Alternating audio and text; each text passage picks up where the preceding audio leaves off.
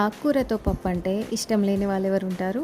నా స్టైల్లో గంగవాలి కూర పప్పు. స్టవ్ ఆన్ చేసి గిన్నె పెట్టుకొని నూనె వేసి వేడైన తర్వాత ఆవాలు, జీలకర్ర, పచ్చిమిర్చి, ఉల్లిగడ్డ, వెల్లుల్లి ముక్కలు కూడా వేసి బాగా వేగిన తర్వాత కరివేపాకు, పసుపు, అల్లం వేసి కాస్త ఫ్రై చేసిన తర్వాత కడిగి పెట్టుకున్న పప్పు, ఆకుకూర వేసి మూత పెట్టి సిమ్లో కాసేపు ఉడికించాలి.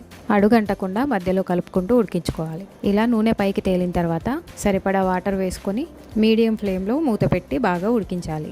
పప్పు ఆల్మోస్ట్ ఉడికిన తర్వాత ఉప్పు, కారం, కొంచెం గరం మసాలా, కొంచెం మిరియాల పొడి, కొంచెం జీలకర్ర పొడి, కాస్త ఎక్కువ ధనియాల పొడి వేసి బాగా కలిపి మూత పెట్టి మరి కాసేపు ఉడికించాలి.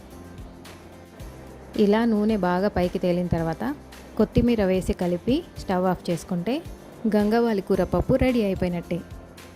ఇలా మీలో ఎంతమంది చేసుకుంటారో కామెంట్ చేయండి.